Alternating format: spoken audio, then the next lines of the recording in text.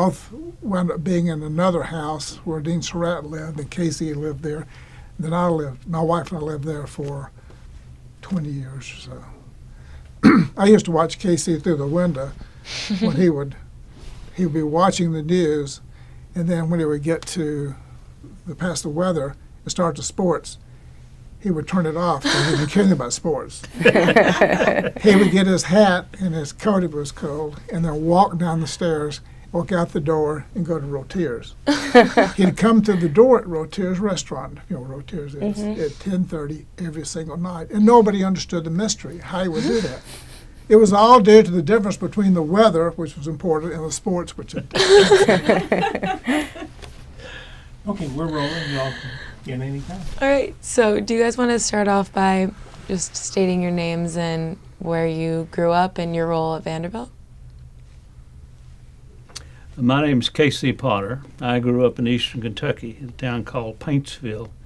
I attended Berea College in Kentucky, where I was an assistant cheesemaker in the creamery and also a janitor in the dormitories, and then the head resident of the dormitories, and that led me to Vanderbilt University when a professor came from the Vanderbilt Law School, and I did not want to interview him because I'd already scheduled to go somewhere else, and but I was required to by the head of my history department. And he and I got into an argument because I was not in a very good mood, and he liked that, and so I ended up getting a scholarship at Vanderbilt Law School and coming here instead. Worked 1 year as a law clerk to a state Supreme Court justice, and then after that I went to Vanderbilt as an assistant dean of men, and then I went to an associate dean of student life and then dean of residential and judicial affairs. Along the way, I joined my buddy to me, and he stayed here all of his career as well. He was a divinity student, so I'll let him talk now. Steve Caldwell. Grew up in Milan, Tennessee, lived in the same frame house all of my life. Went to Southwestern at Memphis, which in 1984 changed its name to Rhodes College. I was not on the dorm staff. Played football, track, not a runner, field event guy. Decided that along the way I had a calling to ministry of some type. Thought it would be perhaps in the field of education, teaching. As it turned out, my father was ill. I wound up going to Memphis Theological Seminary, which was a Cumberland Presbyterian seminary in Memphis, in a beautiful Italian style mansion. During the time there, my father died, and I could commute back and forth. So it all worked out. At the end of the time, that year, I knew I could not continue. I needed to move on to another school. I'd heard of this fellow named Casey Potter. He ran the residence halls and was the conduct officer at Vanderbilt. I knew him because my very best friend, who's the same age as me, was in school at Vanderbilt. So I wrote Casey, and I asked him about the possibility of being a dorm advisor. I applied to the divinity school, got in. I needed a place where I could work and live, and that's what dorm advisors allow you to do. It just so happened that when I was graduating college, I knew that with my brother being a minister and me being growing up in a small town, I was very naive, had not seen a lot of things in my little town life. So I wrote and asked if I could be a police officer.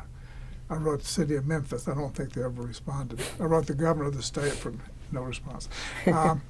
However, the mayor of Milan, Tennessee said, why not? So I showed up at 5 o'clock, 3 o'clock one day, got a badge, gun, holster, hat, literally. So show up at 5 o'clock, and at 5:01 I was on the streets of Milan as a police officer. Loaded gun and all. Wow. I say that because he hired me in on sight unseen because I had this police experience. Not that he needed police experience, but he thought if somebody was willing to entrust this young man with a badge and a gun and loaded gun, put him on the streets of a town, he must have some responsibility. I think he completely ignored the football and the track and the other stuff. So he hired me, and I moved in as a dorm advisor in Carmichael Towers. During the time there, one of our students took his life, and it was such an experience for me that it changed my life. And it wasn't the only time that occurred in our experience, but I got to know Casey better, and then I went into the cafeteria and sat down where he was having supper because he was living on campus. And I looked down the table, and we were sitting, and this was in 1969, 70, and most of the dress were people in like Army surplus clothing. And I said, Casey, I think I want to be a dean, do what you do. And he looked at me, and he looked back down there, and he said, you want to work with these students? It was a joke, of course, because he loved them. And I said, absolutely. And he said, okay, that's what I wanted to know. So he made me head resident of a building the next year. And when time came for me to either move on to a PhD, move on to some other line of work, he pieced a job together for me where I would live on campus as coordinator of housing. And I did that for a year, during which time he made me another assistant dean. By that time, it was assistant dean of student life or something like that. Then I went on to become associate dean forever. Then when he retired, I became the dean of residential and judicial affairs, which means in charge of all housing, 4,000, 5,000, 6,000 people, all dorm advisors, all conduct, and trying as best as I possibly could to emulate what this man had taught me. So how would you say that living on campus as a faculty member impacted your work? You want to try it? You want me to? You need to point at it, is what you need to do. Okay. I'll go ahead and say, how did it impact my work? Because I was sitting on my patio every time somebody walked by from Carmichael Towers. I was down there in that where there's some, I don't know exactly what kind of center it is now, but it's the second West Side Road thing up. I took my walks on the campus and around the campus. I met a lot of people, and that was the thing that I needed to do, was to have them know me and me know them. When they had a problem, they didn't have to go very far. And of course, my staff was all across the campus, and they all were trained by Steve to deal with students who have problems. So one day we were walking across the campus, and this little girl had tears in her eyes, and I said, Brock, who was one of his ADs, I said, Brock, go find out what's wrong. That's what I'm talking about. So yeah, it was, in order to impact people, you've got to know them. And living on campus and being available constantly is just necessary. I received a call one evening from Brock. Set the stage a little bit for this. When Casey was able to hire me, I became the person on call at night to respond. And of course, I checked in with him for advice and wisdom on how to deal with whatever emerged. Those things still happen on campus today. It's a lot of people never realize all the difficulties some people have getting through school here. When Brock Williams came along, who's now an assistant vice chancellor in the athletic department, but he called and said, we have a fire in Carmichael Towers. I called next door to KC because I was at home with my child by myself. Casey walked out the door. I handed my child to KC, like a football handoff, and went straight to Carmichael Towers to deal with the problem. And it was working together, as being available and dealing with everything that you can possibly imagine, some terrible tragedy things, and also some wonderful life experiences. But we were in contact with students literally 24 hours a day, because to be on West Side Row meant you were in the flow of student traffic all the time. So it was a good experience then? You you think it benefited you as a faculty member? Well, first of all, we're administrative officers. Well, yeah. Sorry, didn't mean to demote No, you there. No, I appreciate that. Thank you, Rory. But I think for us, it was really not a job. It was a calling. It's what we did. It's what we lived, and we lived it every day, all day long. We were never not on duty. We were never apart from it. If he was at his farm or I was at my farm, we were a pager in those days or a cell phone away from being connected or back on campus. So it was, I don't know whether I liked it or loved it, but it's just what we did. Right. So being so immersed in campus life, being so involved with the students, did you ever notice any tension, whether it was like social or with academics, between the male and female students at the time? Or like throughout your time, really? Well, from the time I was here, and that goes back to 1961, the female and the male students were treated quite differently when I first came here. Dean Nora Chafin was quite dedicated to the women, and there were rules that were set by a student committee of some sort. What a woman could do. There were no rules about what a man could do except to behave himself. But for example, the women were required to wear raincoats to go to the tennis court. They were not allowed to walk across the campus in their tennis shorts. But that was just another generation's regulations. And so when Dean Cunningham came here, it loosened a little bit right away. But it continued to be a difference in dealing with the women. And then Dean Cunningham began to have more influence in the university. And I remember one time I was reporting to the senior vice chancellor, and we were met to discuss Dean Cunningham's request to have a sorority move on campus, a young sorority of some sort, and to move into one of the West Side Row buildings, which had become vacant. And so I showed up at Rob Roy Purdy's office in Kirkland, and we sat down and we chatted about everything but nothing about this request that we had that he wanted me to consider, because at that time West Side Row was pretty much within my control, except for when my bosses decided it wasn't, that sort of thing. So anyway, I heard Dean Cunningham walk into the outer office and say, "I'm here for my meeting." And Mr. Purdy turned to me and he said, "We got to do this." And Miss Cunningham walked through the door. I had no way to change things, and that was her growing influence in the university with the higher administration.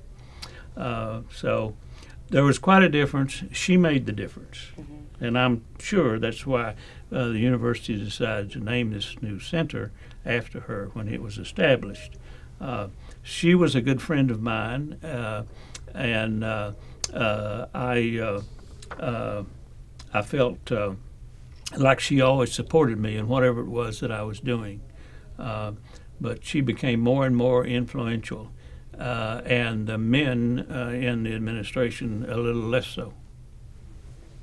So going off that, how do you think, or I guess maybe more for Mr. Caldwell, how do you think that the Women's Center, changed campus and change gender perspectives after it was opened? I think it first of all, let's say that it was emerging across the country. The students that we were bringing in, particularly the graduate students, were experienced other campuses from California to New York. They were bringing ideas and thoughts and attitudes here. People were quick to work with Casey and me, our young staff, because we had 5 or 6 full-time staff that lived on campus, either fresh graduates or fresh graduate students, and they would run a series of residence halls. And they helped us change our nomenclature, change our approach. And we worked hard with the residence hall staff to make sure that the men's staff as well as the women's staff understood that the world was evolving and changing. Sometimes you think now it's slipped back, but it had a ways to go when we were doing all of this. But the Women's Center, my recollection of what happened almost initially is it became sort of a sanctuary. It was a place where students, primarily graduate students at first, primarily staff, because it was open to all women, would gravitate to that space because it was a safe place to go. And so the groups, the people that met there, I would see the traffic in and out, in and out, in and out. So what I think it did in affecting the campus, and I would not want this to go unsaid, is it bolstered, it supported, it may even salvaged some students and staff and even faculty that we would have lost if we had not had the Women's Center at that point in time. And of course, its influence just grew and grew and grew. Sandy Stahl and I were at a conference in Atlanta the first time the word date rape had ever been conceptualized. It was a researcher from Auburn. We had never heard of anything called this. And of course, it just resonated immediately through what we were dealing with. We came back to campus. We wanted to start a series of dialogues about this on campus. And for the academic side, it just wasn't academic enough. This didn't come out of faculty research, even though it did from this gentleman. It came more from observations and experiences that we knew students were having. So we had to find ways to work that into it. And we used the strength and the leadership and the training that the Women's Center had to help us get that message out to not only the women, but to the men. But it was a very important cooperative role that began very basically and has grown across the years to be an amazing partnership. One thing I would like to add also, that in addition to the center itself, Dean Cunningham's influence here again was towards co-residential facilities. She wasn't willing to all of a sudden have men and women students on the same floor, but she saw the way that this would help things by putting them on different floors in dormitories. And so McGill began along about that time in those early days as a Department of Philosophy experiment, co-residential. And we also had another co-residential experiment in those early years, and it was simply an old apartment building down by the gymnasium. I forget the name of it, but anyway. Landon House? What? Was it Landon House? Landon House, I believe it. No, that was different, I think. That was different. Earlier than that. It was, yeah. Anyway, we had that experiment going, and there were another one or two that were sponsored, and that also began to show the equality of women in that the university would deal with, and so and the respect that they didn't have to be locked up all the time. So I think that was also a factor, although it caused the university a lot of problems with the state legislature, which decided that this was illegal and that Vanderbilt should not be able to do such a thing as this, and so forth and so on. And there was a bill in the legislature at the time, and I remember the students invited one of the legislators to the campus for dinner up at Rand Hall and to quiz him about these things. He hemmed and hawed a lot because he was dealing primarily with women students who were putting the bee on him, so to speak. But anyway, there was a lot of controversy about it, and there was a parent in Nashville who was just outspoken about this and so forth and so on. And we had a name for him. His last name was Green, and so we called him the Green Hornet because he was really causing problems. And the university ended up appointing a housing commission with Board of Trust members as well as myself and others. And we studied the matter and made our decision. And by that time, the legislature had gone, and so things settled down. But that was going on also. So did you find that most of the backlash came from outside of campus, or was there controversy among students and faculty as well? No, there wasn't any controversy among the students. Remember, this was in the 70s. Yeah. And the students were trying to change a lot of things. Mm-hmm. And no, it was all from the outside. Parents, yes. Legislators who wanted to make points with conservative people, yes. Mm-hmm. And of course, that hasn't changed today, those legislators. Yeah. The legislator, Remember, state you're not supposed to legislature talk about the president. actually passed it. And Winfield Dunn was the governor, and his daughter was a student here. That's right, I'd forgotten that. And it took courage for that man to veto that bill, because there was a lot of immense pressure on this and a lot of eyes around the country watching. And there wasn't a campus in Tennessee that had co-residential housing of any type.